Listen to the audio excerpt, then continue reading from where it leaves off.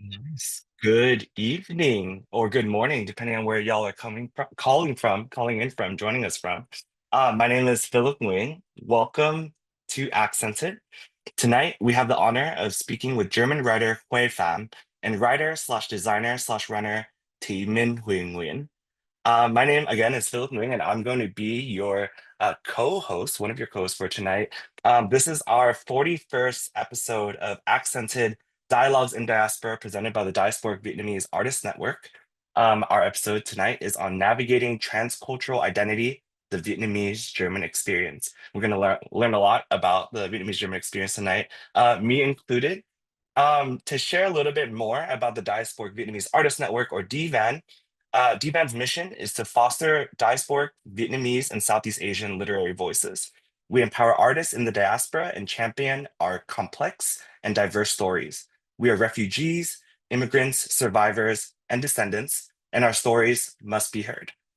And if y'all don't know, for those of y'all that are on the Zoom, feel free to interact with us in the chat. There'll be a portion at the end for Q&A later.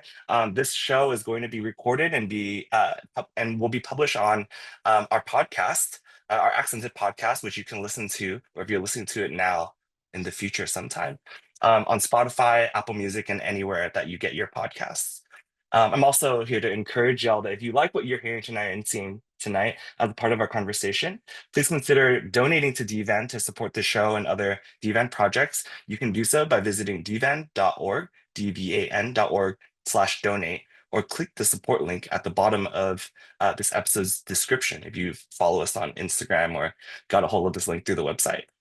I also want to take some time. Well, if you haven't already, in the chat, let us know where you're calling in from, maybe what time it is from where you're calling in from. What did you have for dinner, and or what did you have? What did you bring to the show tonight to sip on? Since that's how we do things here on Accented. If this isn't your first time, I want to thank our sponsor for Accented, AppLovin. AppLovin's leading marketing platform provides developers a powerful set of solutions to grow their mobile apps. AppLovin's technology platform enables developers to market, monetize, analyze, and publish their apps. The company's first-party content includes over 200 popular, engaging apps, and its technology brings that content to millions of users around the world. Just like how we at DVAN bring the work of diasporic Vietnamese and Southeast Asian artists around the world.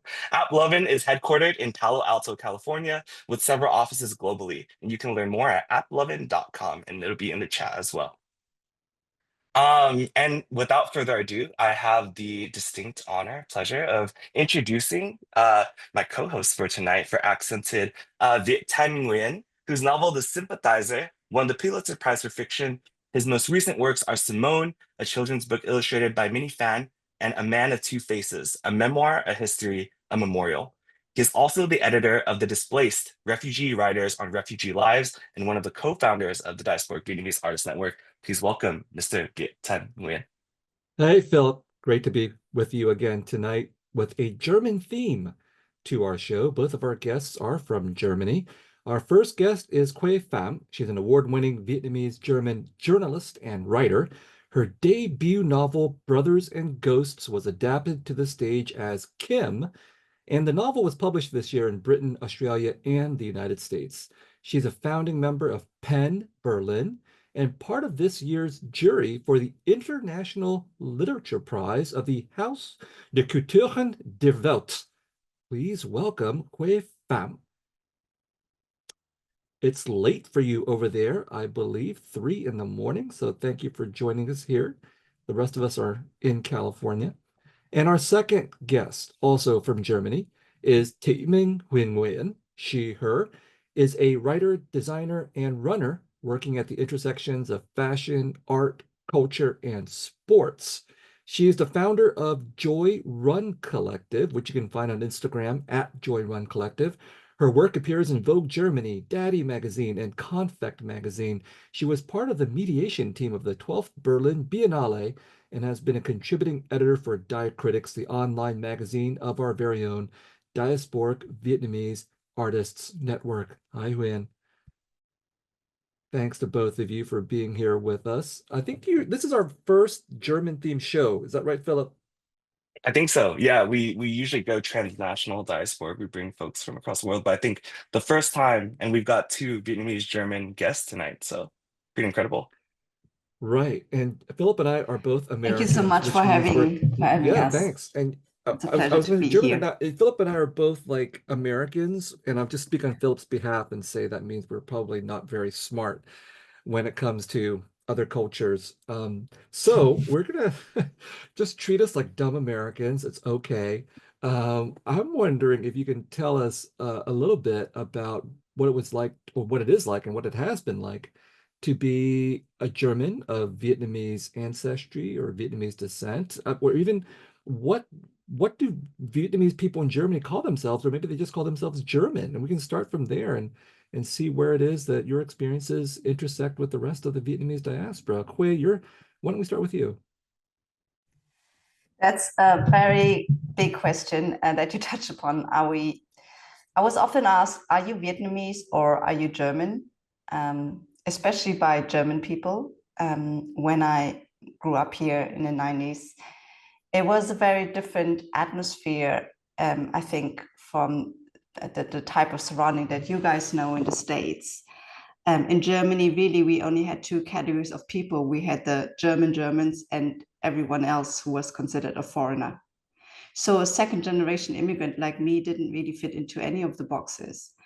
And when I was younger, I was often struggling because, like German people would call me a foreigner, an Ausländer, or Vietnamese. Whilst I was born here and have a German passport and only know Vietnam from family holidays. So now I do call myself Vietnamese German. But it took some time. And I feel that for a long time here, the identity categories were very narrow and not as tolerant and close up to reality as they were in the US. I don't know how you feel about it, Huyen.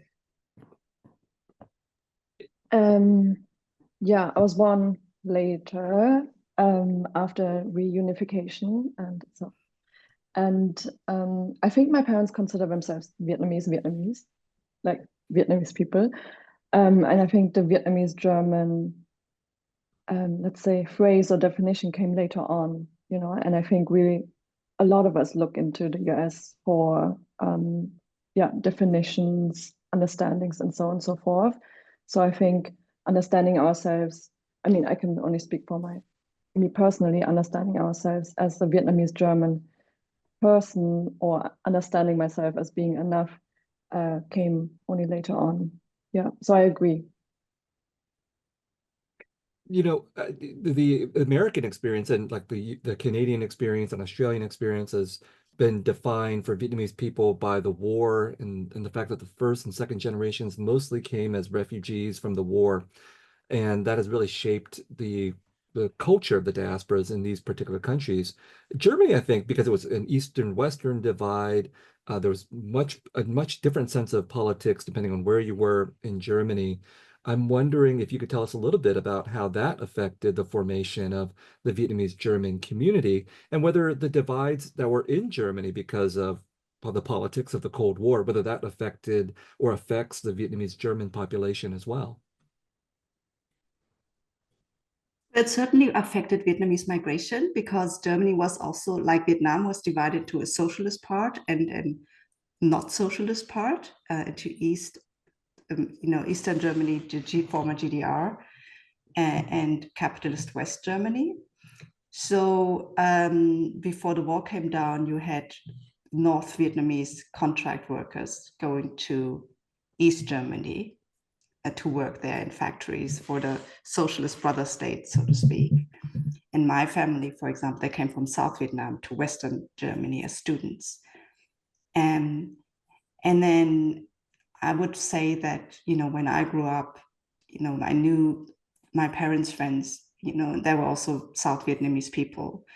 It was only later when I was getting older that I met loads of kind of second generation East Germans, Vietnamese East Germans, so to speak.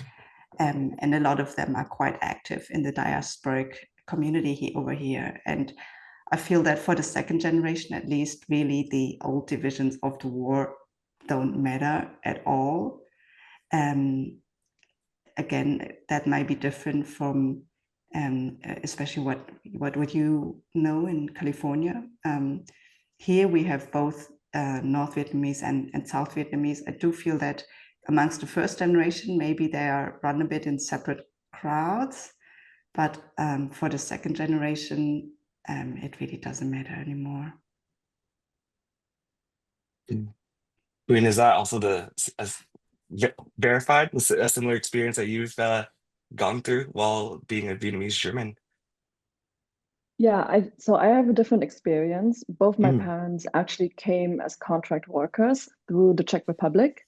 And then when it was time for them to move back to Vietnam, to like return after their work was done and after their contracts were over, they were supposed to return back to Vietnam. But they fled, and they fled to Germany. And it was like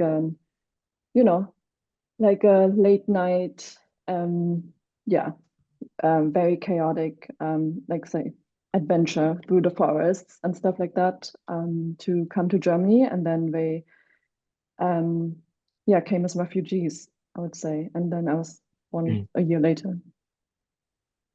So y'all mentioned this term, like in Germany, you're either German or you're an Auslander. And in the chat, there's Auslander is also considered very negative, but that's what you were called, right? I think from both of you coming from different experiences, Khue, your parents being from South Vietnam, and then Huyen, your parents coming as contract workers from the Czech Republic, does that sentiment is that sentiment of like being an Auslander negatively connotated, like evenly applied across the board? And how was it that like y'all in your own understanding or like becoming Vietnamese, or how you understood yourselves as like Vietnamese German, like resisted or reacted to this sort of negative connotated sentiment?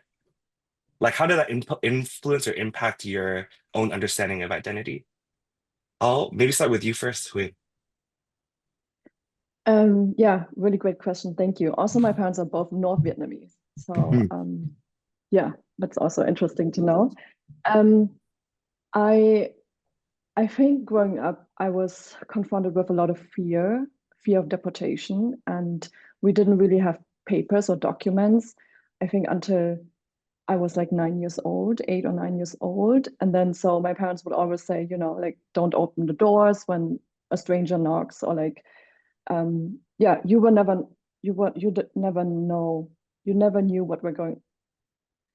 never knew what was going to happen. And we actually lived with, I think Hue. Did we lose Hue? We'll She'll come bring back. I'm Khue sure she'll back come on. back. Yeah. Okay. Yeah, I just wanted to share a moment where we did live with, let's say, Vietnamese uncles together in an apartment. And I remember, suddenly they were gone. And then only later on, like, 10, 15 years later, both my parents basically shared that these uncles were deported, unfortunately, and they didn't have, they weren't allowed to stay. And so, yeah, most of my life, I was very much confronted of being an Auslander and not being German and not belonging here. And I was not supposed to be here. And so I grew up with this like anxiety, and saw my parents really, being afraid, really living here as a minority. And then only when we received our documents, our Vietnamese passports, they felt relieved. But even up until now, they are always like, they still have to like go to the Ausländeramt to like get their papers renewed and so on and so forth. But yeah, it's very complicated. I'm very curious about the sort of the politics of the Vietnamese Germans in relationship to Germany as a whole, because in the United States, the Vietnamese American community tends to be quite conservative, although that's changing over time with the younger generation.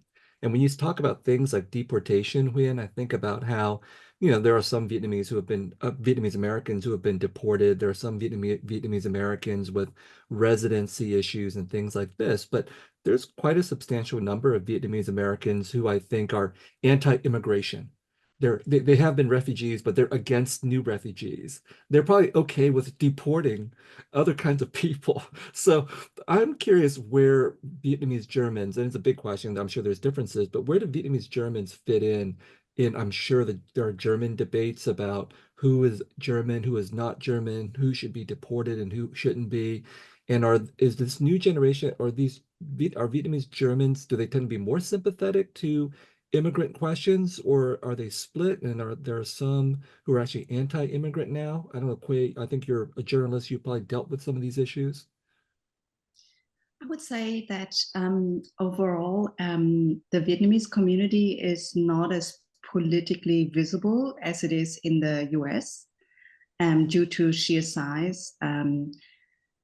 And those who are very visible or are active, you know, as speakers, as writers, and so on, tend to be from the second generation, and they're very clearly kind of, you know, like against the far right and the right-wing populism. Here in Germany, we have a party that's unfortunately becoming very, very strong. And I guess you can compare it a bit to the MAGA movement, coupled with, you know, like the fans of white supremacy and the children, grandchildren of Nazis. So they are quite strong. And overall, from what I gather, kind of at least from the second generation, you know, like people are generally strongly against it and afraid of it. But I also know that there are some Vietnamese people who sympathize with it. And actually, there is a Vietnamese. I did a story about, you know, just a phenomenon you described, immigrants voting against other immigrants because they, you know, like have this drawbridge mentality. And there is a Vietnamese German second generation woman working for AFD. She's sitting in one of their state parliaments. And she was kind of, people were saying to her, why do you kind of like, why are you running for a racist party like that? How can you do that? And she would just be like, it's a racist argument to assume that just because I'm Vietnamese, I should not be with AFD. It's only a conservative party. I'm not racist. I just want immigration to, you know, like have clear rules and all these things which they say, you know. Sounds But about I have white. to say, huh? It sounds about white. Yes. But I have to say, you know, like on the night of the election, one of my uncles who lives in Little Saigon in California sent me a picture of Bolsa Avenue. And there were all these flags, the, you know, South Vietnamese flags and the blue Make America Great Again flags. So that was quite an image. Yeah, no, don't worry. I think there's nothing that the Vietnamese Germans can do that would beat anything that the Vietnamese Americans have done in regards to conservative or right-wing politics. And so but let's flip it. Let's flip this a little bit in the other direction. Really, in the United States, you don't really see too many radical left-wing Vietnamese Americans. If you are left-wing, I mean, there are some of us who do this, but tend to be kind of quiet. And the United States is a very anti-communist country. So there's certain limits to political expression that people feel. And you know, I know in France there are Vietnamese, French communists. There's certainly there's more political options on the spectrum for the Vietnamese in France. So in Germany, what about the other side? Are there far left Vietnamese Germans? Is that more allowable or more acceptable there? When maybe your generation, especially since you came from Czechoslovakia, maybe there's more openness to that.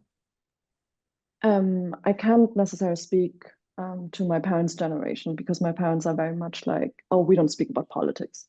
And of course, we don't speak about, like, obviously we don't speak about politics with someone younger than us. My dad would say.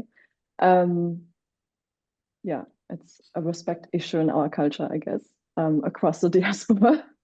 But in terms of my generation and my peer groups, And in the activism community, there are definitely some leftist progressive communities and people, but I also feel like it's very bubbly. So it's a very small, it's like a few people. And when it comes to like, I feel like the general Vietnamese German experience, it's very much about being and becoming a model minority and just like making it work in Germany, assimilating, making ends meet, and maybe not so much reflecting on your own experience either. Recording in progress. Oh. So I guess my like as a follow-up question, I mean both of y'all know each other, and I think you're both calling from Berlin right now, where it's like 3 a.m. At the time of recording. Um, you both talked a little bit about like this activist community, this like more progressive activist community. Quay, you mentioned earlier about this like diasporic Vietnamese community that you sort of came into. How did y'all meet and connect, and where do each of you see your work like in alignment or intersecting? I'll go to you first, Quay. Yeah, we met through Huyen's partner, who is a director. He was recently at Viet Film Fest with this documentary film about his family, Dio How Do. And his So Huyen, so Quay, y'all first met through your partner, Du Hao Do, whose work, which is titled How Are You Doing? Premiered at Viet Film Fest this past year. Yeah, I think Where do he we actually won an award, special recognition. Hmm. Yeah, it's He's called not here, How but Are I'll say You? it's a very good movie, a very disturbing movie about family separation and reunification and trips back to the homeland. Themes that are apparently universal across the Vietnamese diaspora. But I don't want to talk about him. We're talking about you. But I mean, I just want to at least acknowledge that it's a really good movie. gas him up? Yes, But yeah. for sure. Yes, so we met through my partner because I was interested in Hue's work as a journalist, and I, just realized that in the US, people are so much more connected. And then moving back here to Germany, I was like, I want to connect with every single Vietnamese German person, basically, and Mhm. really appreciated Hue's work. And yeah, how my partner, he was like, oh, you should really connect with her. I think she's doing yeah, important work. And she also published a book. So the book that just came out in English now is her second book. And yeah, this is how we met. And then we actually got talking about journalism. And because I'm also a journalist, I was interested in, yeah, connecting. Yeah, and I think it's really that's been a really, really nice change and development over the last 5 years, I would say. That more and more we are able to kind of like find each other in Germany amongst, like the second generation, especially those who are interested in, describing the Vietnamese experience in some way or the other. And it's very cool to now make this connection with you guys as well, and to link up to the US community, because just as Huyen said, I feel that I think for many of us, it's been an important point of reference, right? And how was there recently? Actually, Elizabeth the director who was also on your show, she was recently in Berlin, and we did an event together. So when you look at it, New wave, new wave. and I also know Doan Bui, who was on your show, the French writer. We were at a literary festival together. So it's really, on the one hand, you are this minority, but on the other hand, suddenly like through this lens, you can make these connections, and the world becomes quite small. And that's been really cool and inspirational to see. And yeah, so Okay. Because you brought up Elizabeth I and her film New Wave, which is a forthcoming documentary about the influence of what was called European New Wave music on the Vietnamese refugee diaspora in the United States. The biggest band was Modern Talking, which was this really popular German band. Now we have two Germans here. I just gotta take a little detour here and ask, you know, I don't understand personally why Modern Talking and all the other kinds of German groups and bands, but also Italians as well. Like the German, I think Sandra is a German singer that was also very big in the Vietnamese refugee community. I'm wondering if you, as Germans, grew up with some of this music, and whether you could explain how a popular German band and other German acts became so resonant with the Vietnamese refugee diaspora. I wonder if you have any theories, because I'm still puzzled about how we made this connection globally to Germany.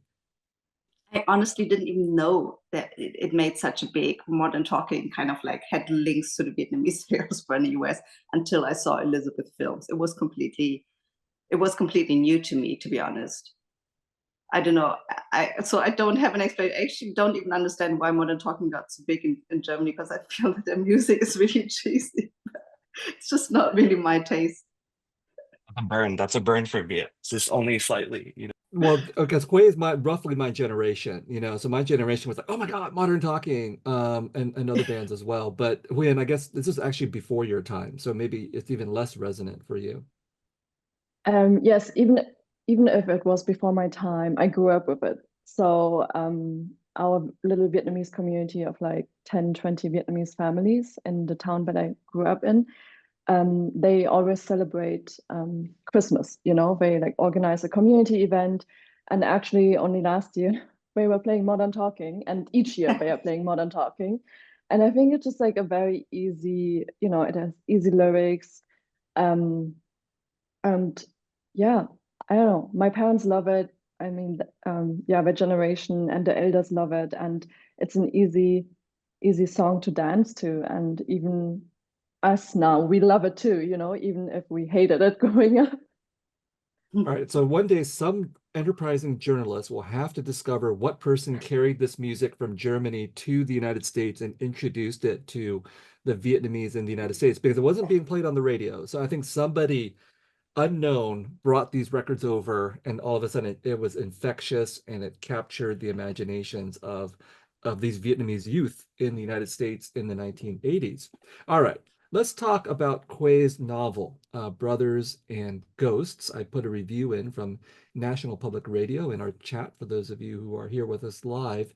But can you tell us a little bit about this novel, Khue, because it is a novel with three connected stories, all featuring Gyu, which is a reference to the Tale of Gyu, this fundamental poem of Vietnamese culture. And the three characters are second generation Berliner, Gyu's parents, and Gyu's paternal uncle's son, a Vietnamese refugee now living in Southern California. Can you tell us more about your book and how you came to write these three linked stories around Khue? I'm sorry, around Gyu. Yes, I was inspired to write this book, I think, for two reasons. The first being that I always felt that my family somehow embodied a big story that went far beyond their own individuals' lives. So I grew up in Berlin. I have relatives in Little Saigon in California. Actually, I believe one of my uncles, Tu Quang, is in the chat today. It's in the show today. And then there's also another section of the family that's in Vietnam. So global diasporic family. And somehow there were all these gaps in my mind as to why, like we had come to be spread all across the globe, and why there were some topics that were a bit kind of fictitious between certain members of the family relating to the Vietnam War.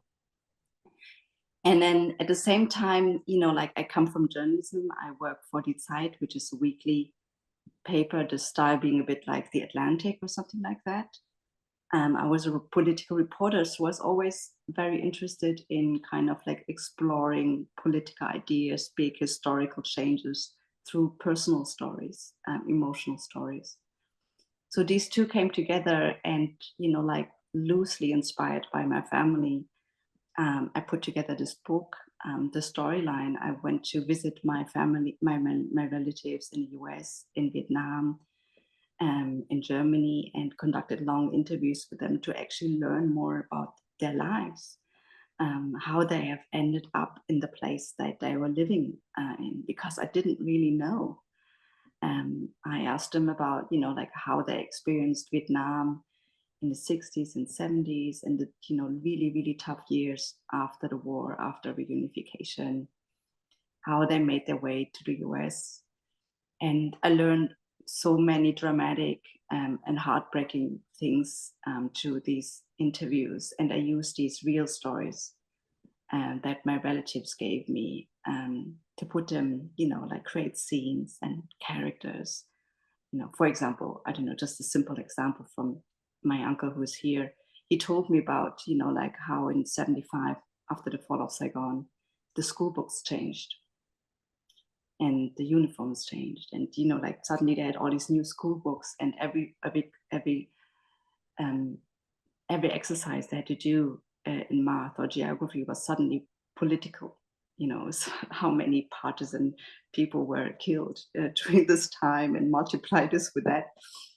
And I thought that, you know, like small details like these, which you can only get through personal, you know, like personal encounters, small details like these can make big history become understandable, hopefully, even to those who don't know it very well, you know, like German readers, for example. So it's definitely a piece of fiction, but there are many, many true and authentic episodes woven into it. Mm. And then really seeing like how like our personal histories with a small h fit in this broader context of history with the big H, right? And I'm sure like through your research and your interviews and through writing this book, you're dealing with a lot of ghosts. I wonder what was it like the reception from your family who may have read the book or engaged with your work in other ways. I know that you recently were in Taiwan and have a stage adaptation of the book too. So what's been that reception? Is there a taboo, or are there any type of feelings about like sharing out what potentially could be like very uh uncovering these family secrets? Well, it's, you know, like I was very, very unsure how people would react to the book, because, you know, like in contrast to US, we just don't have that type of canon yet. We don't have that type of literature yet, of stories. We're just growing it right now, right? So I was a bit worried that maybe, you know, like nobody would want to read the book, especially on the German market. Came out in Germany, right? And then I was very, very surprised that a lot of people took to it. It was published in Germany more than 3 years ago, but, you know, people still kind of read it in book clubs and whatever. And loads of people from the second generation have written personal messages to me. And I had a lot of personal conversations about the book, for example, with Huyen, about their own family stories. And with my family, Chukwang only read this book now because it only came out in English. So for a long time, most of my family could not read, you know, what I actually wrote. So maybe he wants to share his opinion later. And I don't know, I think for my parents, perhaps it was a bit of a mixed bag, to be honest. I feel, and I can understand that, you know, I think a lot of the time they feel that the topics I'm exploring, the challenges of being second generation identity, maybe they feel that I'm being a bit dramatic or making things more complicated than they really are. And they also didn't, I think initially they didn't think that anyone could be interested in a story of Vietnamese family like that. But over time, they've come to see how people have reacted. And a lot of German colleagues came up to my parents and said, we finally understand what you've gone through. And that's been very nice. And yeah, and I just went to Taiwan. I came back on Tuesday. So I'm like in 3 time zones at the same time, LA time with you, German time, and still a bit of a Asian time zone. And it was super interesting because we showed the stage adaptation of my novel. It includes some text, but also, you know, like music and dance. And Taiwanese people, a lot of Taiwanese people reacted to it as strongly as well, because on the one hand, they said there are loads of Vietnamese, they know loads of Vietnamese people in Taiwan because there are a lot of immigrants and now students, women who marry. And also because they said, we are second generation too. Our parents or grandparents came from China, mainland China, to this place. So we also have identity questions in our mind. So that resonated with them, which I found super, super interesting. And yeah, that was, it's been, for me, you never know, I think, how a book will, you know, like how it will react to people, but it's been, you know, like, it's been a really great and enlightening journey to speak to people and hear what they think. It made me think a lot as well. And we've also got the trailer to the stage adaptation on deck that we'll share now before we continue to explore these issues around identity. Saigon, 1975. The city was clogged with people trying to flee Saigon. So it was true. The enemy had arrived.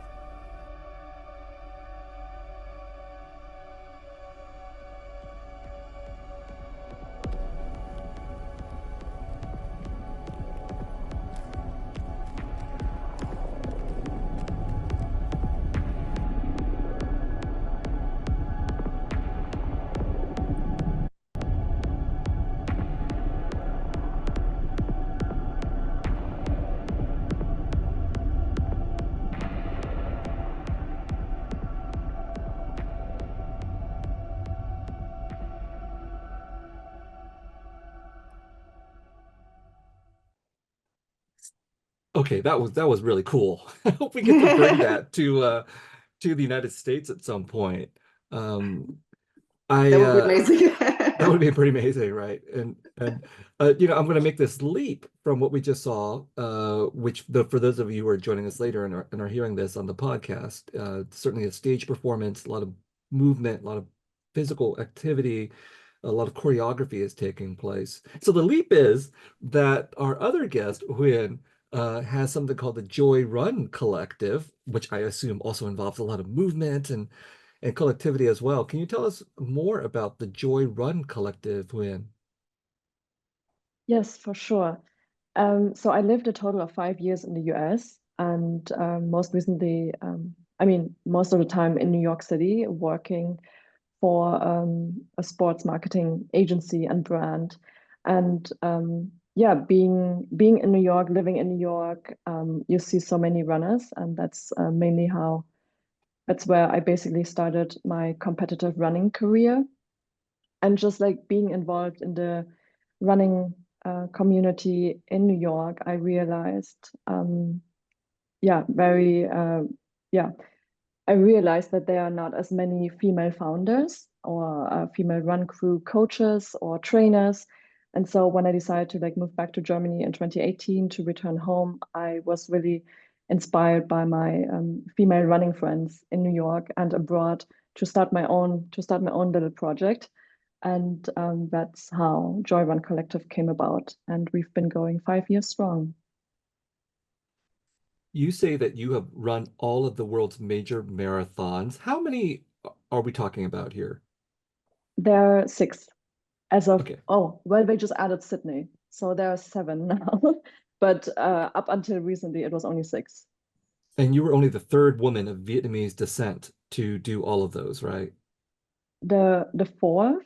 The So 3 have done it, and I would be the fourth. But sadly, I have German citizenship, so I don't count towards the Vietnamese women. So I count towards the German women, and 213 have done it now.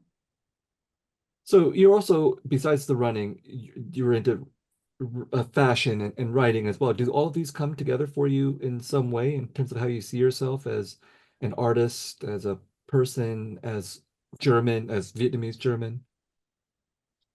Yeah, really great question. Thank you, Viet. I think I'm always confronted with this notion of that you can only be one thing or you can only pursue one interest. And I see it with my partner, right, who's like a film director, and he very much like focuses and specializes on one single theme, topic, career. And but I like to celebrate my many different interests. And growing up, my parents were always like, oh, you should like pursue something stable, you should pursue something, go to the bank, become a teacher, become a doctor, become a lawyer, because we didn't have the opportunity to do so. And I think we kind of like compromised on media. And so I eventually studied media and communications. I also hold a master's degree in media studies. But during the pandemic, in 2020, while I was finishing my master's, I was like, I don't know, I'm about to turn 30. Life is so short. I might as well pursue something that I've always wanted to do. And I've always wanted to become, more creative, become an artist, a visual artist, and design my own stuff. And from clothing to furniture, I'm really open towards that. And then I was like, why don't you give it a shot? And then I applied for design school. I got in, and then so now I'm doing a second undergrad bachelor's degree. And I think, so I started my journalism work when I was like actually 16, writing for a local newspaper back in the hometown where I grew up in. And I kind of like how my writing and designing and running come into play together, because for all of these different disciplines, you need a lot of resilience and endurance and discipline. And I always like to think of, it's just one step in front of the other. Same thing, starting out, lacing up your shoes to go out on a run, and just starting. And same thing when you like open up a blank page and just starting an essay, a piece, an interview. And same with when I'm like starting a draft, a new garment. Yeah. And it's really about like consistency, really. Haruki Murakami, the novelist, has a great little Yes. book called What We Talk About When We Talk About Running. So you've read it, right? But I think there's an implicit comparison in his book between running and writing, because he's nuts. He runs marathons, but not just marathons. He runs these ultra marathons, and I only run 3 miles at a time. So I will never be as good as him at writing, obviously. But let's move towards future directions for the Vietnamese German population. And when you, in another interview, said that it took you 25 years to unlearn and become Vietnamese, what do you mean by that? So growing up in Southwest Germany, I was very much surrounded by whiteness, and having a few Ausländer friends, a Polish Ausländer friend, a Turkish Ausländer friend. But I was also like in our community the oldest child of like the 10 families that were here. And so out of that community, I was the first to finish high school. I was the first to finish my studies. And so I mainly had white friends. And it wasn't until I moved to the US for my gap year after high school, and then later on for my study abroad semester to New York, that I experienced such like, so much multiculturalism and so much diversity. I was just like, shocked and also like amazed, because I was like, wow, like you go to the bank or you go to like the post office, and that like it's a black person, and it's like, or a brown person or like Southeast Asian person. And you don't really have that here in Germany. So I was just like, wow, like anyone can be anything. And I have friends from like all parts of the world. And so just like reflecting on that journey, and then sharing my story with some of my other friends. And they were basically like, why are you denying yourself your Vietnamese history and culture? And you should celebrate it more, and you should celebrate the German parts in you, but also the Vietnamese parts in you. And yeah, that's when I think of, you know, it took me 25 years to unlearn,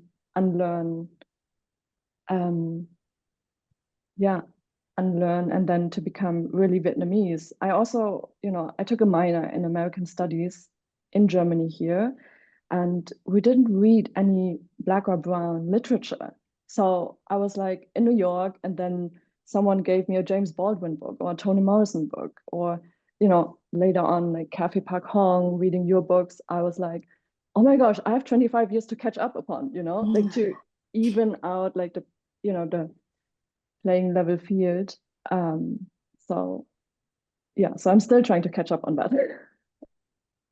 Yeah, and I think like I mean, so like, I mean, you're not, I don't know how, I wouldn't, I'm not gonna go so far as to say like how much older you are from 25 years of like unlearning and becoming Vietnamese, right? But I want to pitch kind of a variation of this question over to Quay too, because we on here on the West Coast are, and in diaspora community in the US planning for this half century 50th anniversary since the fall of Saigon and the end of the war and mass exodus of refugees. Your work way kind of deals with the intergenerational trauma, what's inherited, what's passed on, how the war is remembered, but also what's forgotten along the way. At 50 years, you know, what is it that from your perspective, from what you've seen, do we still need to unlearn? And where do we go for the next 25 and then 25 years after that? I think as a Vietnamese community in Europe, there's definitely still a long way to go. Continue along the path that Huyen sketched out in terms of, like gaining a self-confidence, expressing ourselves in different forms, taking up space, becoming more visible, and also show the diversity that we have here, the diversity of opinions as well, like ranging from left wing to conservative. I'm personally very, very troubled by the general direction that we see in Western politics right now. There's this huge rise in nationalism. In the US, you just elected Trump for the second time. And then, as I said, like the AfD is on the rise in Germany, and then our government has just collapsed. I feel that we are going into very, very tough times. The discourse will become even tougher. And I don't know, it's strange. I'm a writer, but I feel like I need to brace myself. I feel that it will become even more important to make our voices heard, because we will see some nasty narratives, and we will see that the society where we can prosper and grow, that this is being kind of pushed back in favor of some sort of white nationalism. So, and that's the other thing, that's the not so nice thing going forward that I think about. I'm curious about this because Huyen in her answer talked about white people, and I'm wondering if that has the same meaning in Germany as it does in the United States. Here in the United States, you can still sort of get away with calling white people white people. I mean, there's obviously now enormous pushback on that, but it's clearly the case in the United States. We have white people, we have black people, people of color, and so on. I'm curious whether in Germany, when you say white people, whether the white people in Germany even recognize that as a concept, or whether to be German is simply to be white, and there's a conflation of that. That's one part of the question. But the other part of the question is whether the Vietnamese Germans feel protected in this moment. Because I think here in the United States, if you're an Asian American, I think you can pretend that the politics of the country, the rightward turn, may not affect you because you're not black or brown. That may be a fiction, but I think that may be in the imaginations of certain kinds of Asian American population. So I'm wondering if that extends also to Germany as well with Vietnamese Germans, whether they feel they're protected by not being of a different kind of perilous category, like a refugee or an immigrant or Turkish and so on. So Huyen, I don't know if you want to address the whiteness question since you brought that up. Yeah, so I feel like when I left the United States in 2018, I was also very much empowered and confident about speaking about race and racism. I felt like it was like such an open topic in New York, but also in a very like leftist progressive bubble of New York. And then coming here, I felt like the conversation wasn't as far yet. But yeah, in 2020, everything that happened with George Floyd and the Black Lives Matter movement, it kind of like, I mean, it got so big on an international scale that people also started protesting here in Germany. So people did start speaking about race and racism and are now much more comfortable speaking about also whiteness. But yeah, I also don't think it's enough yet. And I think overall, on the one hand, the Vietnamese people are seen as, I think Huyen said it before, as a model minority. They are, like the cliches, oh, they are hardworking, they don't cause any trouble, their kids are good at school, they're always very polite. We don't really understand them, but they're not troublemakers, so that's fine. But of course, like if the current trend continues, there's also a lot of talk about increasing deportations in Germany. There was even by the AfD talk about deporting people who have a German passport, which caused an outcry, but still that's what they believe. And of course it could hit some Vietnamese family as well. But even I, like being in a very privileged position of having, like German citizenship and a platform, even I am somehow affected by it. The other day I did an event at a theater in Germany, where speaking to international artists, and very clearly in the audience there was a guy. This was in the heart of Berlin, in a really kind of established famous theater. There was a guy in a t-shirt who raised his hands during the audience Q&A to ask a question that was clearly intended to offend everybody on the podium. And this hasn't happened to me before. It was quite shocking, I feel that the rise of the AfD is emboldening those who before were sticking more to the, like to the fringes or to margins, who didn't dare to really make outright attacks.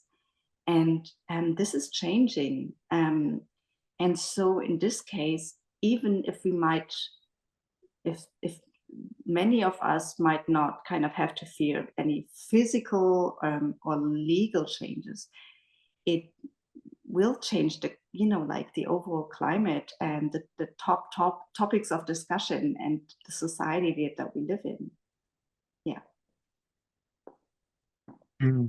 I think that's a good segue. Hopefully the Q&A in our Zoom chat tonight for the accented conversation isn't as contentious, or maybe it is, but in a better way that's not so trying to bring down the folks on the podium, y'all who have shared so much about your life and work with us and our audience, either listening here live or on the podcast later that y'all can listen to on Spotify, Apple Music, wherever you listen to your podcast. We've got a question from Trevor from the audience that goes, hello, can either or both of you share your experiences with the difficulties of assimilation into the culture?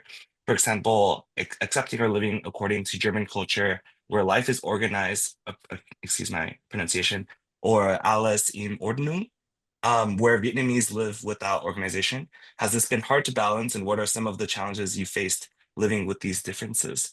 I guess like how, I think like I'm wondering like what is the process of Viet diasporic Viet folks in Germany, like how do they attain a model minority status, and is it different from like how they do it in America? Viet, I see you.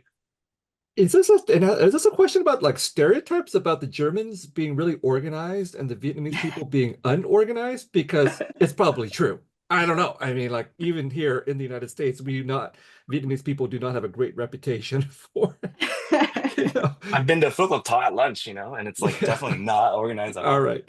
Okay. So this is a very specifically German cultural question. I don't know who wants to answer that one. I think it's I've said it before, like when you grow up in an environment that is very monocultural, then there's a lot of pressure for you to be like everyone else. And I just remember when I started out in journalism, more than 10 years ago, there was no Asian person on the national German newspaper. I was the only one. And when I did my first internship, I wrote my first article, which wasn't great. But, you know, the editor who was in charge of me said, "Is German even your first language?"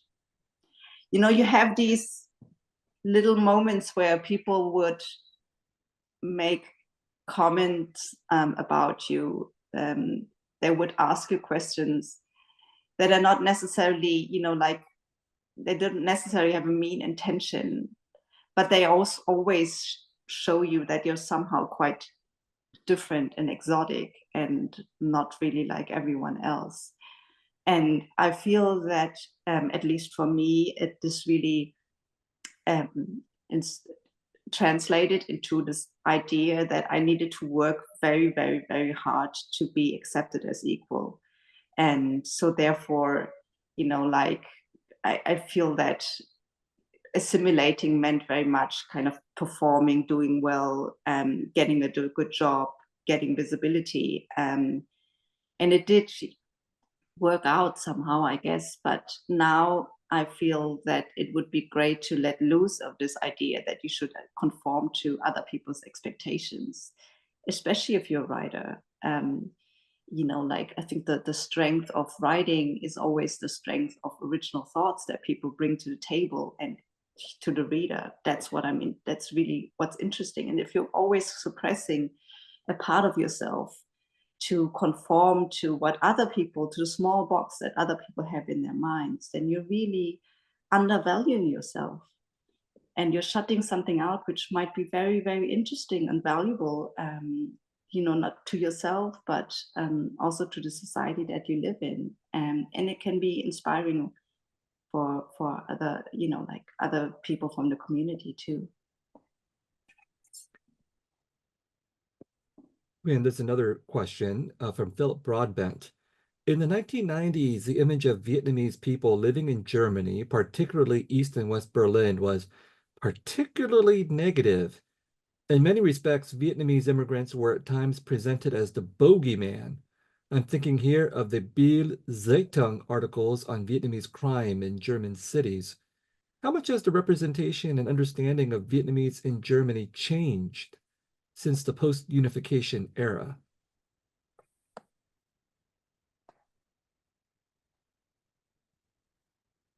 And from what I understand is we are very much the model minority. You know, like I think we are, as immigrants or refugees here in Germany, as Ausländers, we are always like pitted against one another. So I feel like against, you know, like when the Germans, the white Germans compare us with like Arabs or other minorities, I feel like the Vietnamese are always like the good model minority. So Khue, maybe you can add to that.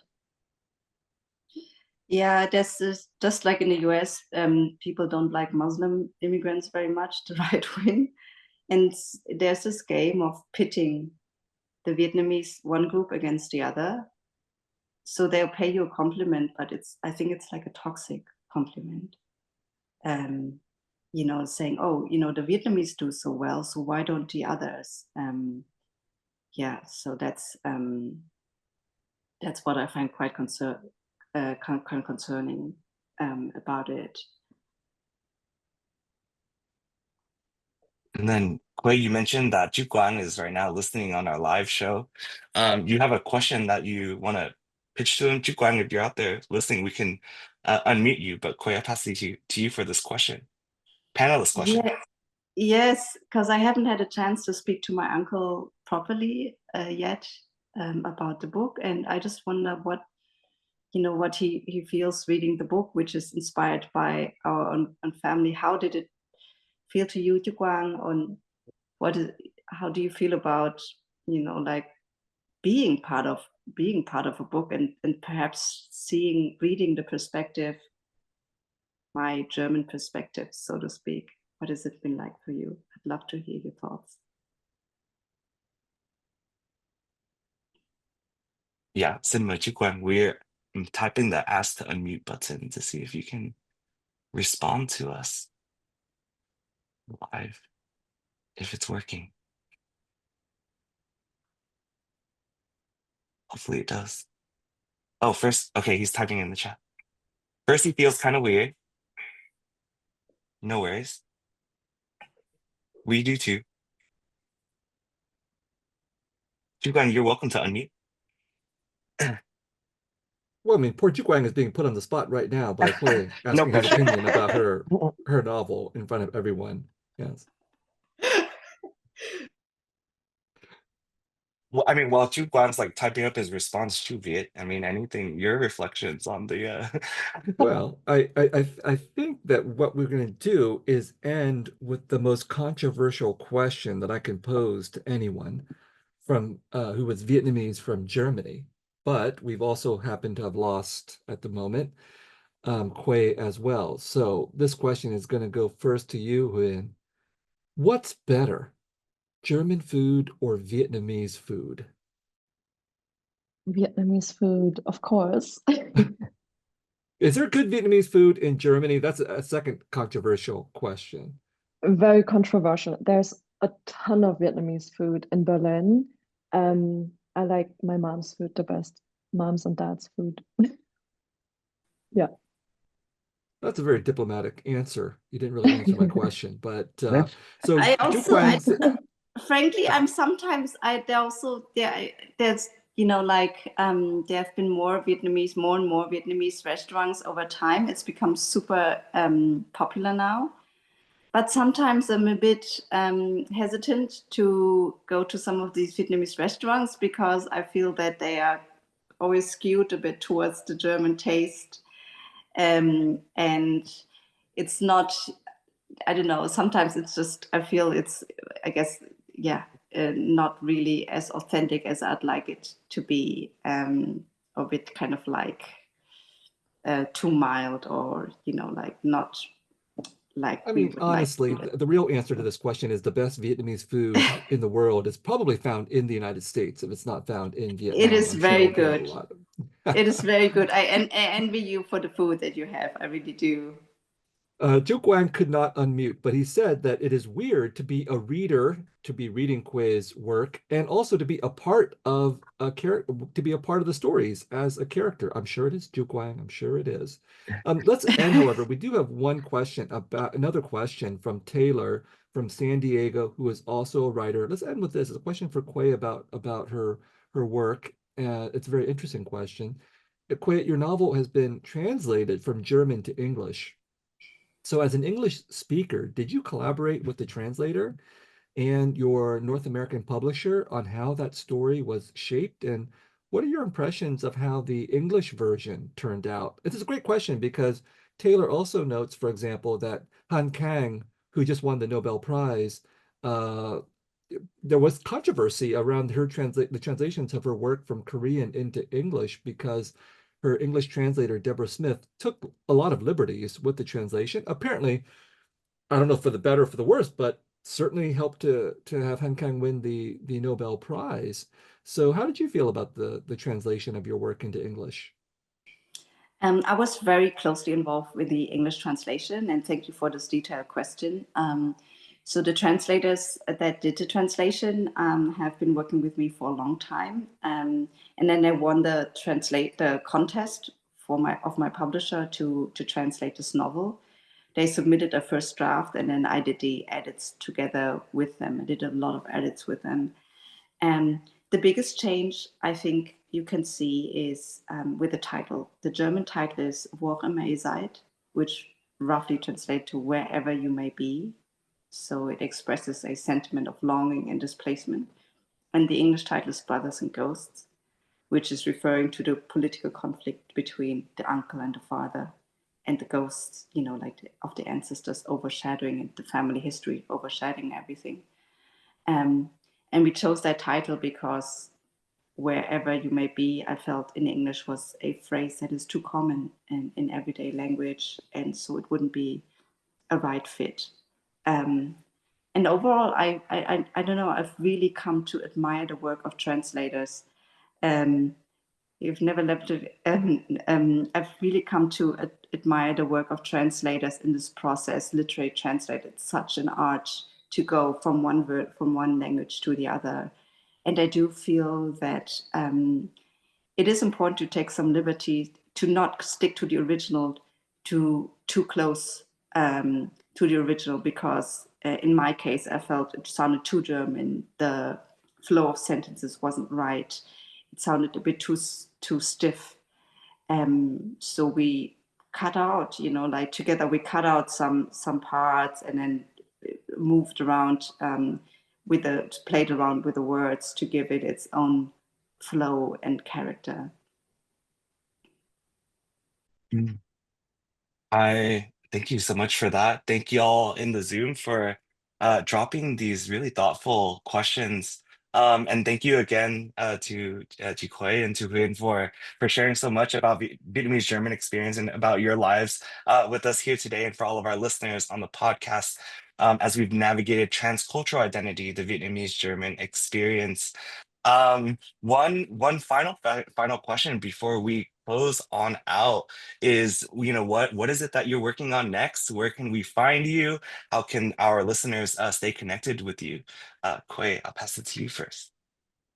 So right now I'm promoting my English novel and touring a bit with a stage adaptation, but also trying to work on my second novel, which will be set in Berlin, on the outskirts of Berlin. And please do connect with me on Instagram. I'm Pham Fatal. I'll put it in the chat. And I also want to just say that it's been such a pleasure to be here. As as I said before, like our literary scene isn't that big. So Viet's work has been really, really influential and inspiring to me to see that, like from afar, and how you can take these stories and how you can reflect on them and, like give them so much power. In this podcast as well, I've been following it. I think it's such a great platform to see the breadth of people. So I'm really happy to be here tonight, and sorry to Guang that we put you on the spot a bit earlier, and also apologies for the technical hiccups I've had today, but it's been it was a pleasure to be here, and I do hope we can meet in person one day. And what about you? Where can we find you, and what's up next for you? Yeah, everyone can also find me on Instagram at Gold to Green, and you can find my running team under at Joy Run Collective. What's next for me is I'm finishing up my design degree, which I'm very excited about, and yeah, planning some travels next year, including LA. So maybe we'll meet in person. And yeah, it's been such a pleasure and honor to do this podcast with you all. I feel like this is such a full circle moment. Yeah, first connecting with dire critics and DVAN in 2019, 2020. And yeah, reading your books and listening to this podcast and seeing the great work that DVAN has been pioneering and really championing, which has been really amazing and exciting, empowering, everything. So I think some of my Vietnamese German friends have been looking and reading the work that DVAN has published. Yeah, so you can find me on Instagram for more, or on Diacritics. Yeah. Any show that ends with both of our guests talking about me is a great show as far as I am concerned. So, hey, but it is really what we're trying to do with Diasporic Vietnamese Artist Network and with the podcast Accented, is to build this sense of a Vietnamese diasporic community. There's at least 4 million of us scattered around the world for various reasons. I want to thank our guests tonight, Huyen and Khue, joining us both from Germany so late in the evening or early in the morning in their case, and to my co-host Philip, and to our producer Annika. Thanks to all of you for tuning in. We'll see you next time on Accented Dialogues in Diaspora.